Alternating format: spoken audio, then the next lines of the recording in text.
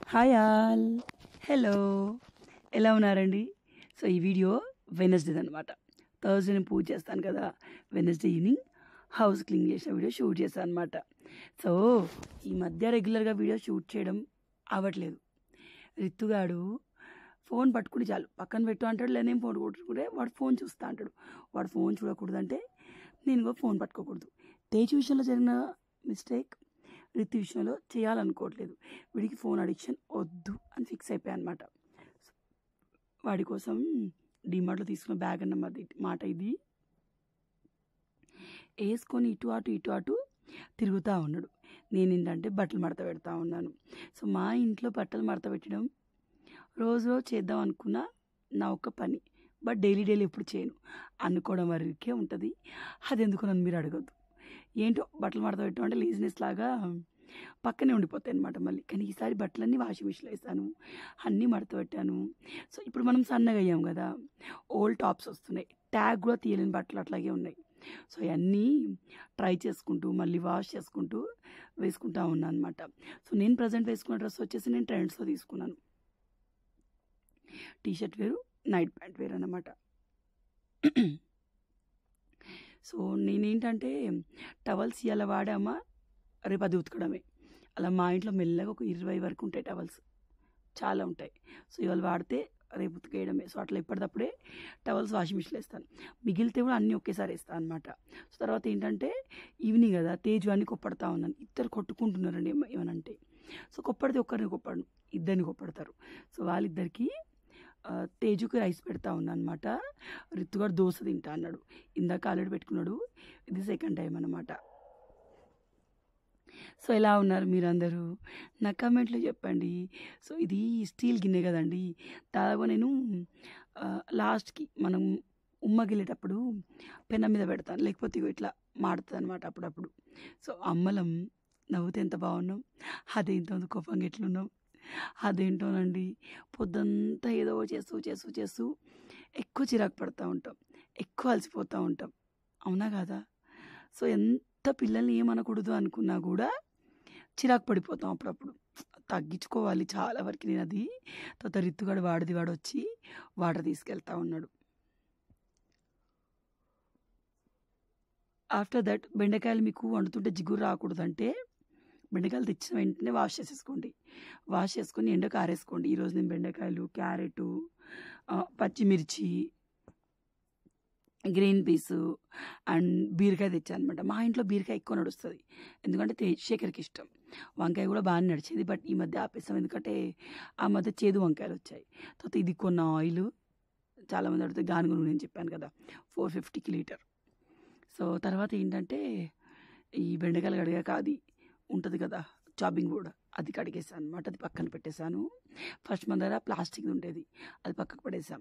ఇప్పుడు చెక్కది అండ్ స్టీల్ది రెండు అనమాట. సో నాకు స్పూన్లు కానీ, నైఫ్స్ కానీ, ఈ చాపింగ్ బోర్డ్స్ కానీ, చిన్న బౌల్స్ కానీ ఎన్ని ఉన్నా సరిపోవండి. ఎందుకో తెలీదు, పిల్లలు ఉండేసరికో ఏంటో మరి. ప్రతిసారి ఒక్క స్పూన్ తీస్తాం, పక్కన పెడతాం. నేను కూరలు వాడినా అడ్డగోలు స్పూన్లు వాడతాను.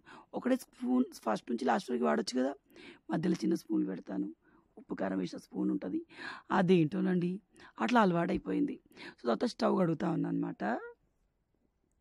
స్టవ్ వెనకాల బాగా జిడ్డుగా అయింది, అది కూడా క్లీన్ చేయాలి. ఈ మధ్య స్టవ్ అయితే కడుగుతున్నా కానీ స్టవ్ వెనకాల క్లీన్ చేయట్లేదు.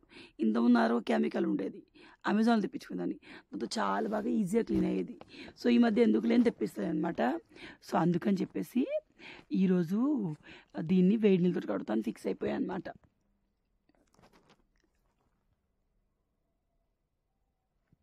ఇక్కడ ఏమంటే స్టవ్ అవి ఉంటాయి కదా బర్నల్స్, వాటిని కాంటతో ఇట్లా అయితే క్లియర్ అవుతుందని ఎప్పుడో వీడియోలు చూశాను, అదే ట్రై చేస్తూ ఉన్నాను అనమాట.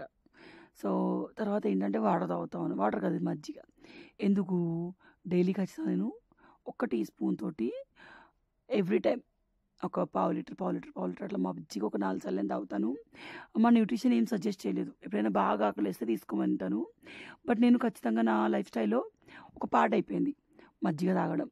సో పొట్ట చూడండి, మనకి ఆడవాళ్ళకి ఉన్న ఒక విషయం ఏంటంటే మగవాళ్ళు సీరియల్గా వెయిట్ తగ్గుతూనే ఉంటారు, బట్ మనం ఆడవాళ్ళం పీరియడ్స్కి ముందు 1 వీక్ నుంచి వెయిట్ స్ట్రక్ అవుతుంది. మీరు ఎవరైనా నాలాగా మీకు ఎవరికైనా అవుతుందా? స్ట్రిక్ట్‌గా డైట్ చేసేటప్పుడు కరెక్ట్‌గా ఒక 15 రోజులు టమ్మీ చిన్నగా ఉంటది. వెయిట్ తగ్గాం కాబట్టి. నెక్స్ట్ అప్‌కమింగ్ 15 రోజులు టమ్మీ ఉబ్బుతది. తర్వాత పీరియడ్ ముందు టమ్మీ ఉబ్బుతది. వెయిట్ కూడా ఇంచుమించు ఒక 1 కేజీ వరకి గెయిన్ అవుతాను నేనైతే. లాస్ట్ టైమ్‌గా 77-76 మధ్యలో పీరియడ్‌కి వారం రోజుల ముందు, పీరియడ్ అయినాక వారం రోజులు అంతే ఉన్నానండి. అసలు తగ్గలేదు వెయిటు. ఇప్పుడు కూడా అదే ఫేజ్‌లో ఉన్నా నేను. ఇంకో 1 వీక్‌లో పీరియడ్. సో, నాకు తగ్గట్లేదు 1 గ్రాము, టమ్మీ పెరుగుతుంది. సో, ఇది మెన్స్ట్రువల్ సర్కిల్ వస్తే అందరికీ ఇలాగే ఉంటుందా? నాకు కామెంట్‌లో చెప్పండి. తర్వాత ఏంటంటే ఆ స్టీల్‌ది ఉంటది కదా తోమేటిది.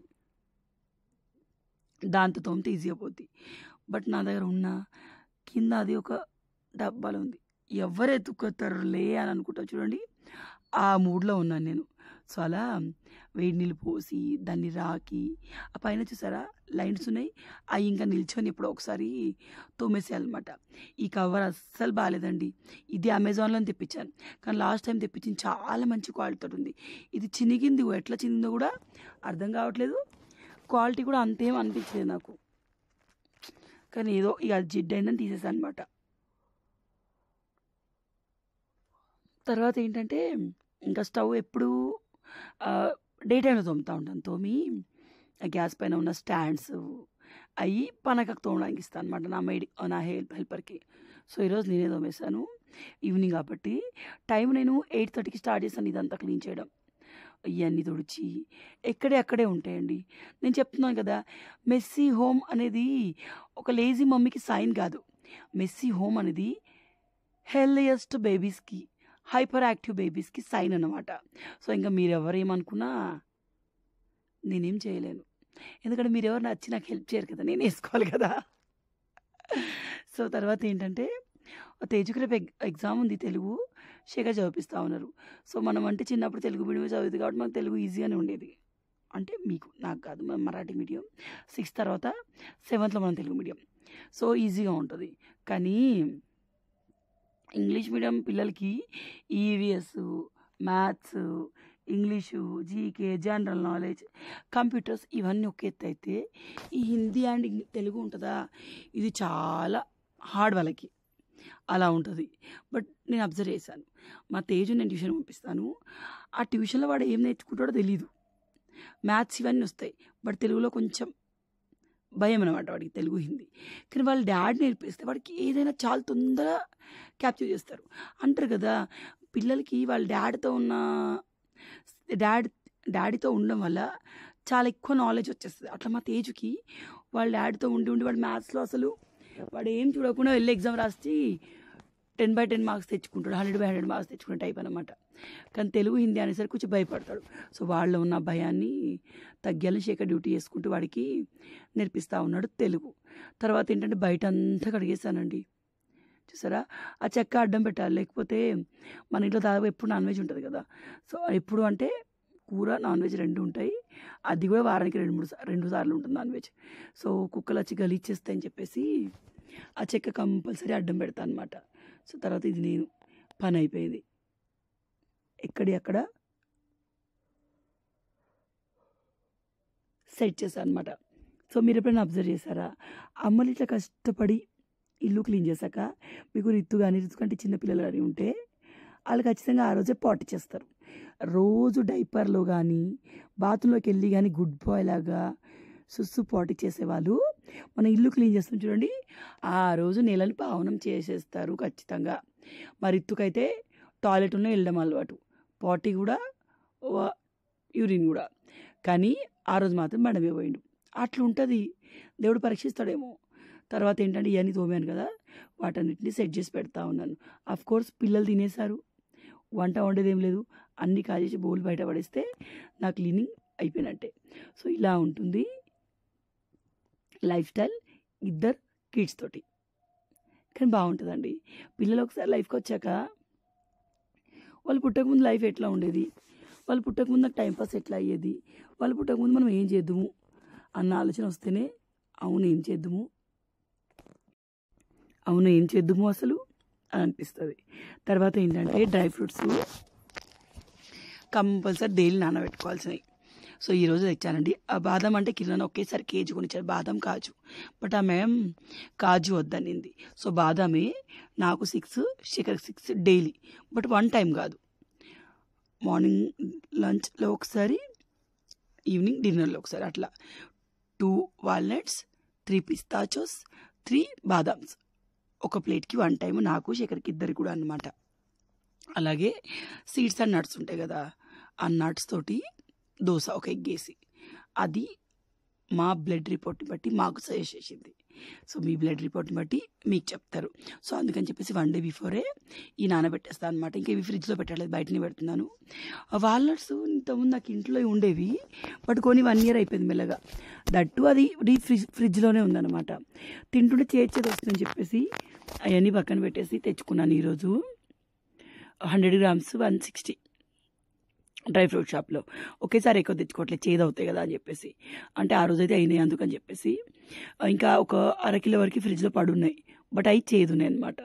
సో తర్వాత ఏంటంటే వీటిలో వాటర్ పోసి దీన్ని ఫ్రిడ్జ్లో పెట్టేసేయాలి. రేపు మార్నింగ్, రేపు ఈవినింగ్ 2 సార్లు కదా, బయట పెడితే స్మెల్ వచ్చినట్టు అయింది. ఈ గ్లాసులు మా శేఖర్ ఎందుకు తీసుకున్నా నాకు ఇంకా అర్థమవుతలేదు. మేము ఛాయే తాగట్లేదు, దానికి తోడు ఇలాంటి గ్లాసెస్ తీసుకున్నాడు, 2 తీసుకున్నాడు, నాకు ఒకటి తనకు ఒకటి అంట. సో మీరు డ్రై ఫ్రూట్స్ కానీ ఖర్జూర కానీ ఏది తిన్నా వాష్ చేసుకొని తినాలంట. ఖర్జూర దాని మీద కాషన్స్లో రాసి ఉంటుంది, వాష్ బిఫోర్ ఈట్ అని చెప్పేసి.